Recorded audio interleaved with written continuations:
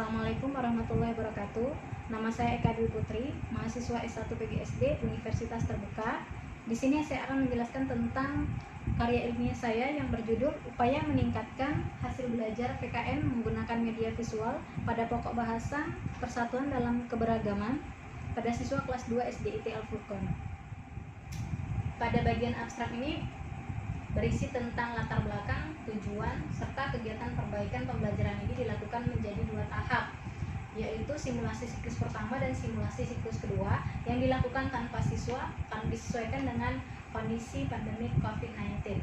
Pada simulasi siklus pertama, peneliti masih menemukan beberapa kekurangan pada proses pembelajaran, maka dilanjutkan pada simulasi siklus kedua, di mana simulasi siklus kedua itu sudah dilakukan tindak lanjut sehingga dapat dikatakan bahwa simulasi siklus kedua pada upaya peningkatan hasil belajar PKN pada pokok bahasan Persatuan dalam Keberagaman pada siswa kelas 2 SDIT Al-Furqon dikatakan berhasil. Karya ilmiah saya terbagi menjadi 5 bagian. Yang pertama pendahuluan, kajian pustaka, pelaksanaan penelitian, perbaikan pembelajaran, hasil dan pembahasan, simpulan, saran, dan tindak lanjut. Pada bagian pendahuluan ini, peneliti menemukan beberapa latar belakang dari penelitian tersebut. Yang pertama adalah hasil belajar siswa yang dibawa KKM. Yang kedua adalah penggunaan buku pegangan yang begitu minim, ya, dan juga penggunaan media yang kurang menarik, serta metode ceramah yang terlalu monoton pada proses pembelajaran PKN. Selanjutnya, bagian identifikasi masalah. Jadi berdasarkan latar belakang yang sudah ditemukan peneliti, diidentifikasi masalah penelitian, yaitu anak cenderung kurang tertarik dengan pelajaran PKN yang hanya menghafal saja.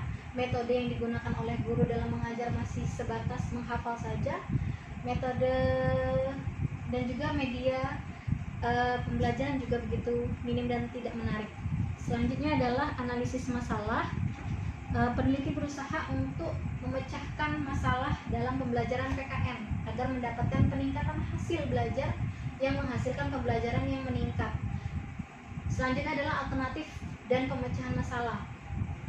Berdasarkan hasil analisis masalah di atas, maka peneliti mencoba untuk menerapkan media visual yang meningkatkan kualitas proses pembelajaran siswa akan mudah memahami materi. Selanjutnya adalah rumusan masalah. Dirumuskan masalah apakah media visual dapat meningkatkan hasil belajar PKN pada siswa kelas 2 SDIT Al-Furqon Palembang. Nah, selanjutnya adalah tujuan penelitian. Tujuan penelitian ini adalah untuk meningkatkan hasil belajar PKN dengan menggunakan media visual. Selanjutnya, manfaat dari penelitian tersebut bagi siswa itu membantu memudahkan siswa untuk memahami dan meningkatkan ketertarikan terhadap pembelajaran PKN. Sedangkan untuk guru dapat memperoleh pengalaman belajar dengan meningkatkan keterampilan guru dalam mengelola proses pembelajaran agar membuat siswa senang belajar. Manfaat penelitian bagi sekolah yaitu dapat meningkatkan mutu atau kualitas fungsi sekolah dasar sebagai sarana dan prasarana pendidikan. Selanjutnya adalah pada kajian pustaka. Di sini dijelaskan bahwa pengertian dari PKN menurut Sumantri, pendidikan kewarganegaraan merupakan usaha untuk membekali peserta didik dengan pengetahuan dan kemampuan dasar berkenaan dengan hubungan antar warga negara dengan serta pendidikan pendahuluan bela negara menjadi warga negara agar dapat diandalkan oleh bangsa dan negara. Karakteristik pembelajaran PKN. Tujuan pembelajaran PKN itu menurut Peraturan Menteri Pendidikan Nasional Nomor 22 Tahun 2006, mata pelajaran PKN merupakan mata pelajaran yang memfokuskan pada pembentukan warga negara yang memahami dan membantu melaksanakan hak-hak kewajibannya untuk menjadi warga negara Indonesia yang cerdas, terampil dan berkarakter yang diamanatkan oleh Pancasila.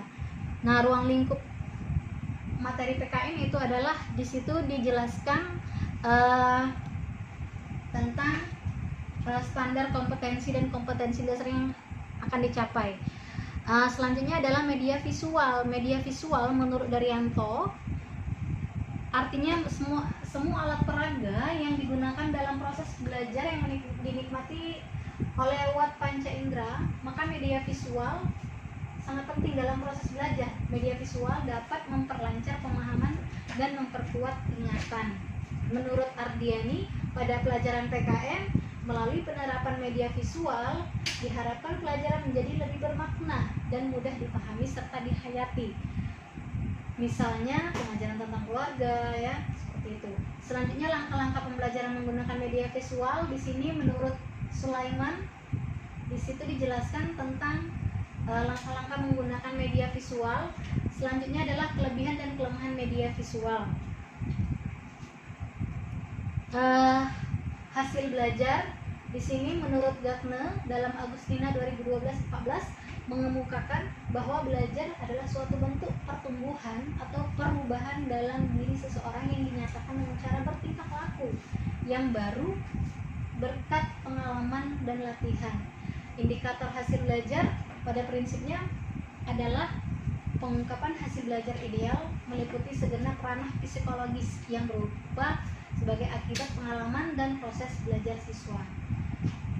Selanjutnya adalah pelaksanaan penelitian perbaikan pembelajaran.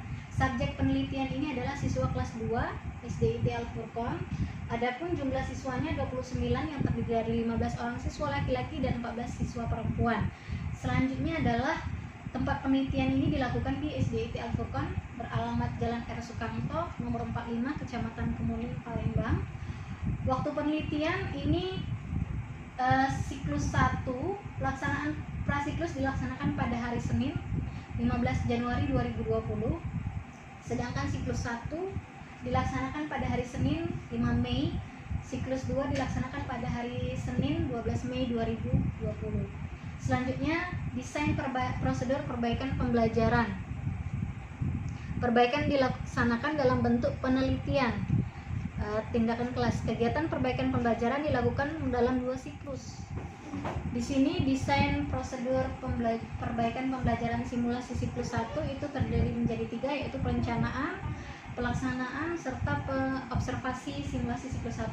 Pada perencanaan itu peneliti menyiapkan RPP, menyiapkan proyektor, menyiapkan lembar observasi, menyiapkan kamera sebagai alat dokumentasi, dan mengadakan penilaian. Selanjutnya pada pelaksanaan tindakan simulasi siklus 1 itu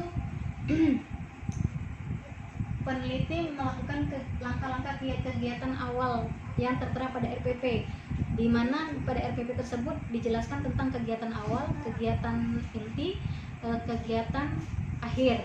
Selanjutnya adalah observasi simulasi siklus 1 dilakukan oleh supervisor dan juga teman sejawat, menemukan beberapa kelebihan dan kekurangan dalam proses pembelajaran. Adapun alat yang digunakan adalah lembar observasi. Refleksi simulasi siklus 1 yaitu dilakukan hanya untuk melihat kelemahan dan kelebihan dan tindak lanjut ke simulasi siklus 2 tanpa adanya data. Selanjutnya pada desain perbaikan simulasi siklus 2 di mana ada perencanaan, pelaksanaan tindakan simulasi di mana terdapat kegiatan inti, kegiatan awal, kegiatan inti, dan kegiatan akhir yang tertera pada RPP. Selanjutnya observasi simulasi siklus kedua yang dilakukan oleh supervisor teman sejawat, menemukan beberapa kelebihan guru dalam proses pembelajaran. Adapun yang digunakan untuk menilai juga menggunakan lembar observasi simulasi siklus kedua. Refleksi simulasi siklus kedua dilakukan peneliti yang diamati oleh supervisor dan teman sejawat.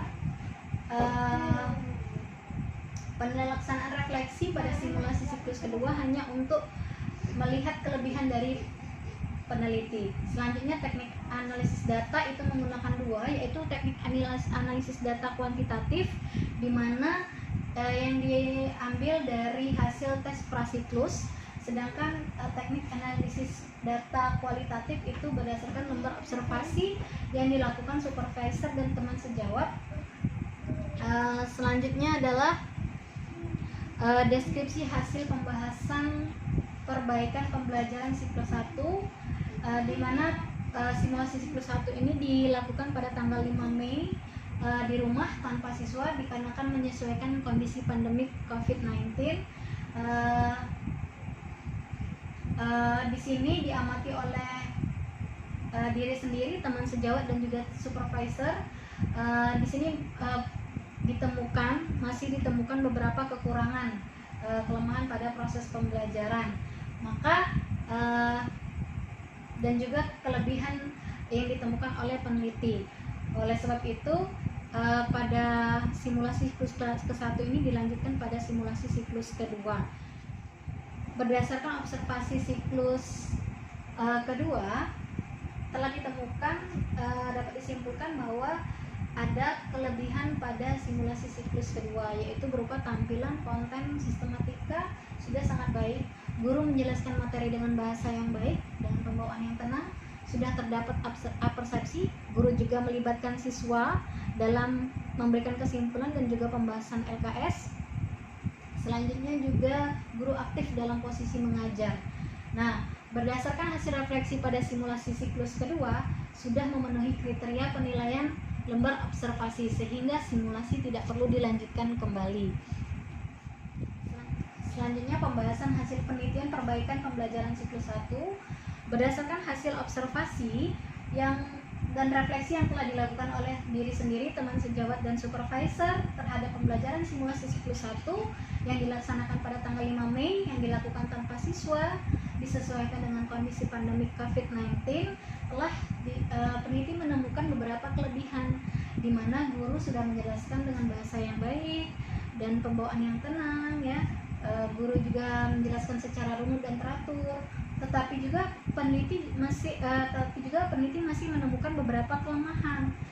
Di antaranya adalah guru belum memberikan apersepsi kepada siswa, guru belum mengecek kehadiran siswa, guru belum melibatkan siswa dalam pengambilan kesimpulan dan pembahasan LKS, dan juga guru hanya masih duduk ketika mengajar. Hal ini tidak sesuai dengan apa yang disampaikan oleh Daryanto, bahwa media visual artinya semua alat peraga yang digunakan dalam proses belajar yang bisa dinikmati lewat panca indera.